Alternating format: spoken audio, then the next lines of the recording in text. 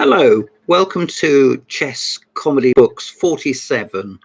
I thought I would answer in part anyway an inquiry from a gentleman, I've lost his name, of a couple of days ago on the English forum, English Chess Forum. He asked the question, what books for club players could be recommended, particularly with particular regard to older ones, books which, you maybe haven't read for 10 years or haven't got off your shelf for 5 years, or something which is 30 and 40 and 50 years old. Obviously, the books of anybody's youth, particularly if you've played chess for a lifetime and never got very good, and I hold up my hands, that's me, still contain elements and suggestions which you think are good, or things you think have helped over the years. So I chip in with my 2 penneth. This book has, as you can see, been round the block. It's the Batsford Guide to Chess Openings by Leonard, Barton and Tim Harding. Well, you couldn't get 2 guys that know more about openings than these two. Also extremely well set up to explain the ideas. Leonard Barton, journalist of massive experience, but in his time also a British master strength, not quite IM strength, but very strong. Tim Harding, these days more of a historian and commentator, but in his time, player and research and so forth. This was a book which came out originally. I've got the original actually, not with me, but I do. In the 1950s, and very well thought of by Cecil Purdy, who was world correspondence champion. I think he said something to the effect that it was the best opening book almost ever written, certainly for weaker players. Leonard always is a friend to the reader who may be going through this. This is the sort of book you would read to prepare for a tournament. You wouldn't necessarily grab this after you've lost and with the tears rolling down your face and go through, what should I have done at move 27, or what should I have done even at move 6? That is not what this is about. It gives you a number of openings which slot together, like perhaps, a letter in an envelope and a stamp on an envelope and put it in the post box, and it shows you a little post box. So I'm speaking figuratively. So let's see what we get for this. As I say, it's published by Batsford's. Get an introduction, how to study openings.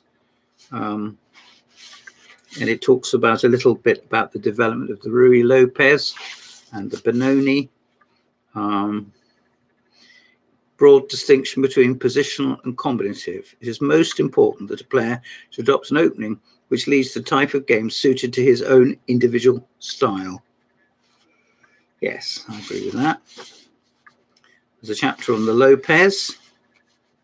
I'm sure there's quite a bit on the Lopez. Other king pawn openings, the Vienna. Leonard Barton often, I think in the 1950s, he was playing that at university. And he remembers those great days. And why not? The Sicilian defense. He looks at various ways to... no, I hadn't dropped off to sleep. To play against the dragon. He shows ideal positions for one or more colours. So here we have pawns way up the board in front of the castle king. Exciting stuff. And conversely, when it all goes wrong. Here we are, hack, hack, and mate. And Bobby Fischer said, I play the sacrifice so often I feel like applying for its patent. Don't worry, Bobby. It's played before you were around, and certainly after you buggered off. But we do miss you still. More about the Sicilian. There we are, with 2e6. Gevingen. See? Well, even if you can't see, that's what it is. Going further forward, a chapter on the French. There we are, things to aim for. A game of Janowski's. It was over here at university, again with Leonard. Janowski was a great specialist in the French defence. So if you want to see some good Frenches, you get some, collect up a little, well, these days it would just be a disc of Janowski's games, the Canadian Grandmaster. You learn a lot. Systems against the Perk. The Queen's Gambit declined. There we are with the minority attack. White has fewer pawns on the Queen side, and he aims to exchange them off tit for tat, leaving black with one pawn, which you attack. Black pieces come across to guard it, and at that moment you either overcome their defense, which may be possible, may not be, but while they're over here, you hit him on the king side. That's the plan. Sometimes works, it sometimes doesn't. But in chess, you can't expect automatic winning plans, because it wouldn't be, you know, the advanced game that we know and love, would it? If there were sort of like noughts and crosses, and you could, you know, suss it out in half an hour. Queen's Indian defence, not something that's explained in many Duffer's books, but the two guys, they deal with it here. I think that's rather good.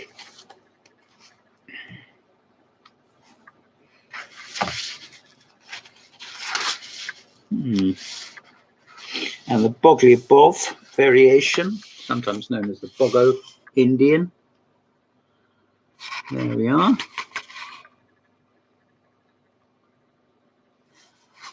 Bogo knew one word in English, beer. Heaven knows why I've just said that. Benoni systems. This is probably more about pawn structures, and this is slightly more advanced. But don't worry, I mean, I played that when I was fairly young, and yeah, you do all right. A lot of people don't like it, and they try and avoid it, in which case that gives you a psychological advantage already. And there's various other slightly more obscure things coming up, like the Dutch, Larsen's opening, and the English. There you are. So that's the first of the number we're going to go through. Let's put that over there. This is a smaller book, but it's really great. Counter Gambits. When this was reviewed nearly 50 years ago, John Littlewood called it an aggro pack. Well, Tim Harding really got off his bike to write this. Sections on the Fort Bear Counter Gambit.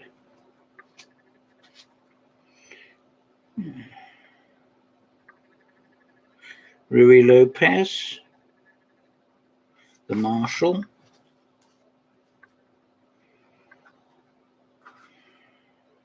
the Benko Gambit. You might know this better as the Volga. There we are.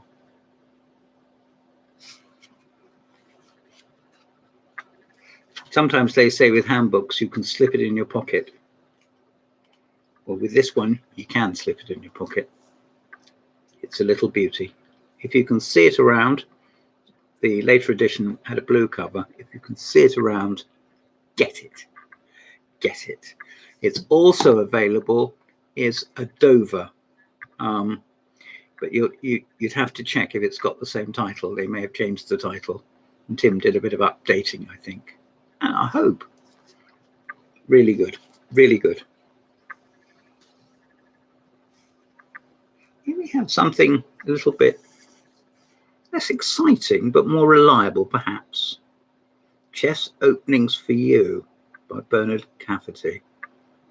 I think Bernard wanted to call this book an opening repertoire for the solid club player, but they wouldn't wear it at Batsford's. I actually suggested opening repertoire for the stolid club player, but obviously they don't listen to a word I say.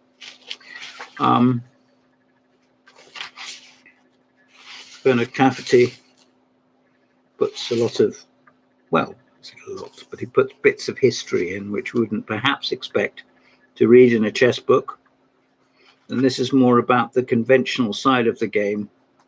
But he's very thorough, and Bernard has ready access to Russian sources, which players like, say, no disrespect, but I don't think Leonard Barton is a linguist, certainly not on that level. Just to pick something out, meeting semi-open defences. Talking about the Tarrasch French there. My goodness, I've spent a few hours looking at the Tarrasch French. I don't mind telling you. That Tarrasch, and we said to him, stop playing that at Manchester 1890, I said. I didn't really say that. How to play against the Alekhine defence, something Bernard enjoyed at university. I hope he enjoys it still.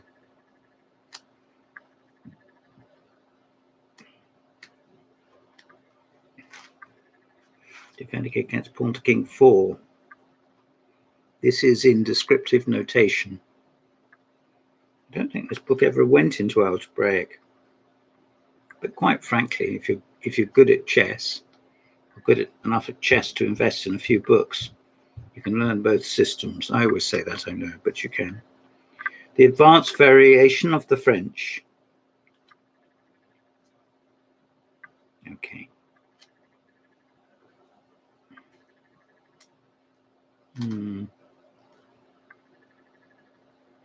Yes, it gives the McCutcheon. There's a lot of good fun to be had in the French defence if you play the McCutcheon defence. Answering a pin with a pin. He recommends the Tartakova system, which Nigel Short plays, I think. And so did I. Nigel wished copies my openings. There we are, with B6. See? It's a bit slow. Black has to be a little bit on his guard that he doesn't get two pawns, the hanging pawns on C5 and D5. If you advance one of them, and the players will exploit the fact that one of them, having moved forward, it creates a little square, almost like an airlock, which can be, then your opponent can, in theory anyway, put a piece on. When I wrote my book about Peter Clark, I said that it was like wallpaper, hanging wallpaper. If it goes up and it doesn't fall down, then lovely, good pattern. But if it does fall down, it sags like, Nora Batty's knickers.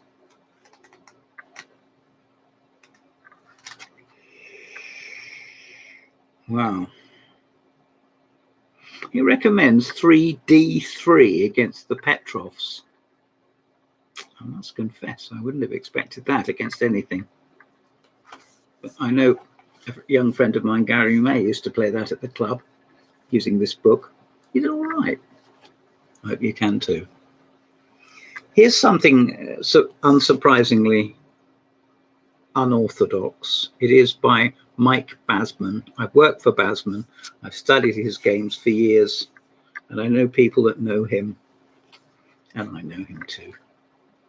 This book, because it has an unusual publisher, Crowwood, Michael has put examples in here, rather like a great deal more recently Adam Hunt did, of his students' games, and also games he played when he was a very young man. This means that it's more of a personal autobiography, not a formal one. You may like that, you may dislike that. But one thing's for certain, it is friendly and it is intelligible. You can understand what he's talking about. And it does contain original analysis and unusual suggestions. For example, the Moro Gambit. It gives a game by... It explains various symbols and why you shouldn't move your rook up to h3 and then across the board.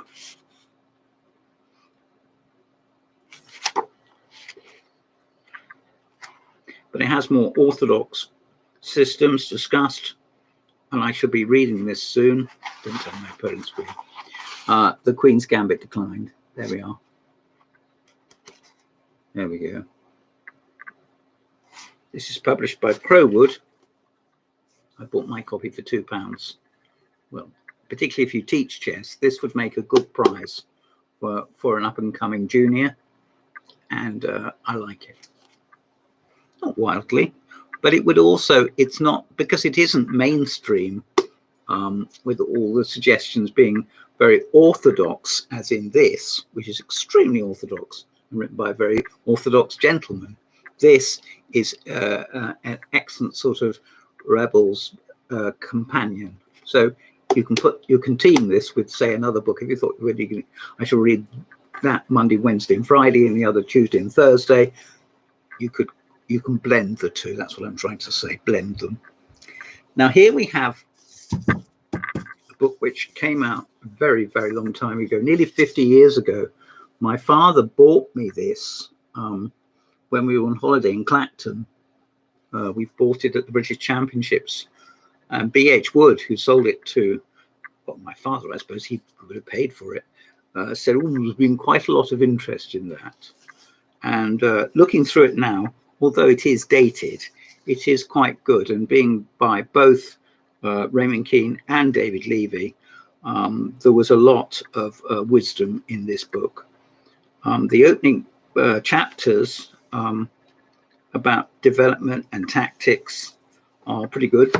And there's a chapter on the importance of pawns and memorization as opposed to understanding, which we all need to know, even though we don't necessarily heed the advice, particularly when the red mists come up and the clock starts ticking and you think you're sitting there and you've got a bit of a headache and you suddenly think about something else.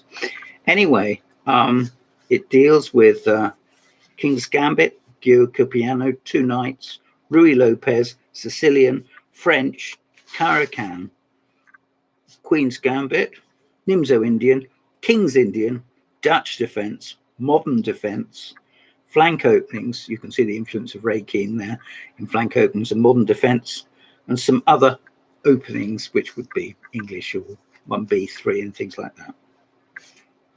This is all the books I'm showing you are written by very established masters and would be useful for a refresher, even if you have databases coming out of your ears.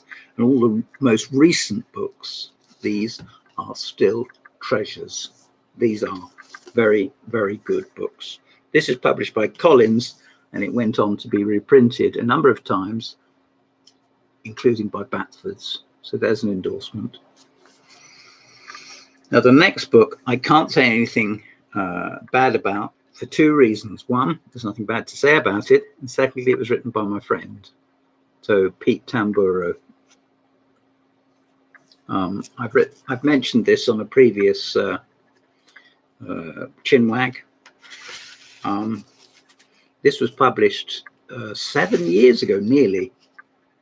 Deals with the Sicilian, the French, the Caracan, systems with G6, so the modern defense, things like that. Scandinavian or center counter, so queen takes D5 and maybe stick the queen on A5 or D6, which is trendy, isn't it? I don't think it's that good, but it's trendy. The four knights, the Vienna with G3, and the two knights defense, and it goes on to talk about the Scotch and various Dutches and Lopez's and the English defense Botvinnik system with C4, E4. which I dealt with before, actually. There's loads and loads of old games, not so old games, but with fresh notes. And you see everything through the eyes of a very, very experienced teacher, and very gifted too. How not to be so eager.